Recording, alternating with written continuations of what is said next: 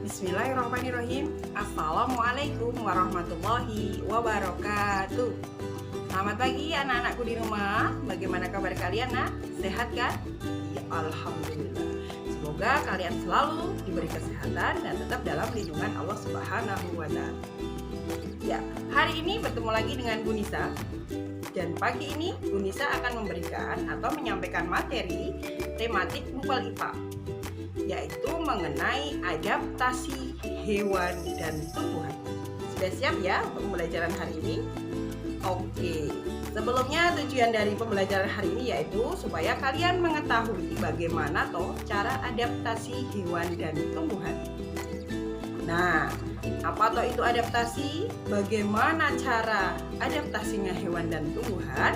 Untuk lebih jelasnya, simak ulasan berikut ini ya. Adaptasi adalah proses penyesuaian diri makhluk hidup terhadap lingkungannya agar bisa bertahan hidup. Jadi adaptasi itu penyesuaian diri makhluk hidup terhadap lingkungannya agar bisa bertahan hidup. Tujuannya untuk apa? Tujuan adaptasi yang pertama, mencari makan. Yang kedua, bertahan hidup. Yang ketiga, melindungi diri dari musuh. Yang keempat, tumbuh dan berkembang biak. Yang pertama yang akan kita pelajari yaitu mengenai adaptasi pada tumbuhan. Adaptasi pada tumbuhan berdasarkan habitatnya. Apa itu habitat? Habitat itu adalah tempat tinggal. Nah, ini nanti dibedakan menjadi 3. Yang pertama hidrofit, yang kedua higrofit, yang ketiga itu adalah xerofit. Yang pertama adalah hidrofit. Hidrofit adalah tumbuhan yang hidup di tempat basah atau di air. Nah, seperti namanya hidro itu adalah air.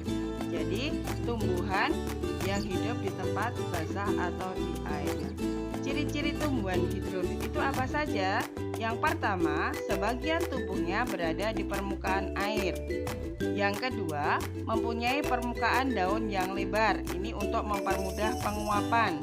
Yang ketiga, batang atau tangkai daunnya berongga, berisi udara sehingga bisa membuatnya mengapung di air.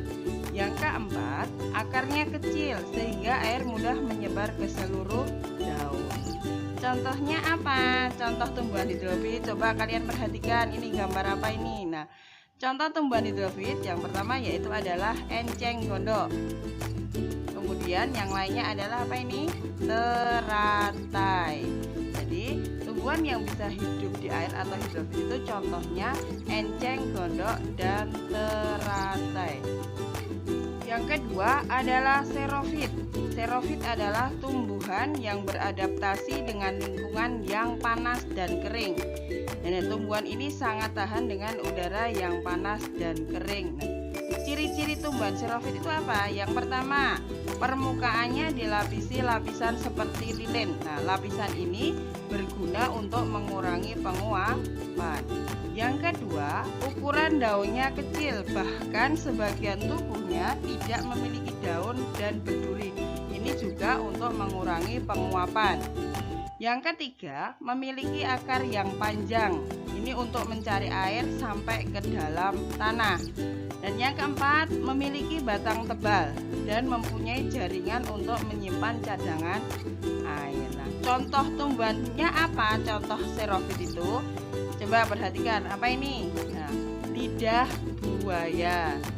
Dan contoh yang lainnya adalah kaktus. Nah, itulah contoh dari tumbuhan xerofit, yaitu kaktus dan lidah buaya. Yang ketiga yaitu higrofit. Higrofit itu adalah tumbuhan yang bertahan hidup di tempat yang lembab. Ciri-ciri tumbuhannya, yang pertama, berdaun tipis dan lebar. Yang kedua, memiliki banyak stomata atau celah-celah kecil pada daun. Contohnya apa? Perhatikan ini. Nah, ini adalah tumbuhan pakis.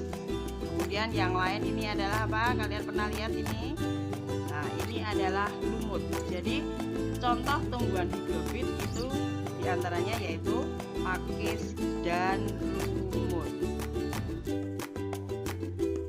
yang akan kita pelajari yaitu mengenai adaptasi hewan. Nah, adaptasi hewan itu nanti ada beberapa macam, diantaranya ada mimikri, ada kamuflase, ada autotomi, ada menggulung diri, ada mengeluarkan tinta, dan cangkang. Yang pertama adalah mimikri. Mimikri adalah proses perubahan warna kulit sesuai dengan tempatnya. Contohnya yaitu, coba lihat, perhatikan ini, apa ini?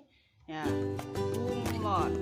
Kemudian yang kedua yaitu kamuflase. Apa itu kamuflase?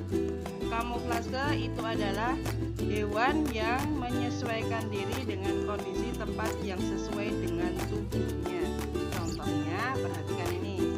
Nah, ini belalang daun, dan yang lainnya adalah belalang sembah. Itu adalah contoh dari hewan yang beradaptasinya dengan kamuflase, yaitu belalang sembah dan belalang daun. Selanjutnya yaitu autotomi. Autotomi, hewan ini beradaptasi dengan cara melepaskan bagian tubuhnya untuk menyelamatkan diri. Contohnya apa? Contohnya ya, ini lihat nih, cicak. Dan contoh yang lainnya ini apa? Tahu apa ini? Yaitu kadal. Kemudian selanjutnya yaitu menggulung diri. Hewan ini beradaptasi dengan cara menggulungkan tubuhnya membentuk spiral ini untuk melindungi diri. Jadi ketika melihat musuh, hewan ini akan menggulungkan tubuhnya membentuk seperti spiral untuk melindungi diri. Contohnya apa? Nah, contohnya ini terenggiling. Kemudian contoh yang lain adalah kaki seribu. Ini adalah contoh hewan yang adaptasinya yaitu dengan cara menggulung diri, terenggiling dan kakinya yaitu mengeluarkan tinta. Hewan ini menyemburkan tinta pekat untuk mengelabui pemangsanya. Contohnya yaitu cumi-cumi. Kemudian yang selanjutnya yaitu mengeluarkan bau. Hewan ini beradaptasi dengan cara mengeluarkan bau yang sangat menyengat ini untuk melindungi diri dari musuh. Contohnya yaitu walang sangit. Dan yang kedua adalah sigung.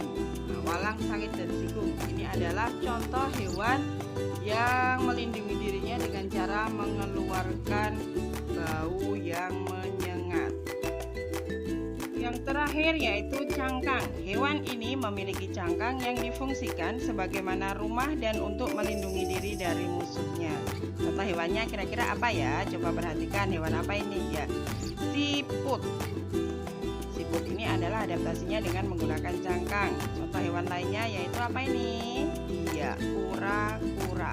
Jadi kura-kura juga sama. Adaptasinya untuk melindungi diri dari musuh yaitu menggunakan cangkangnya.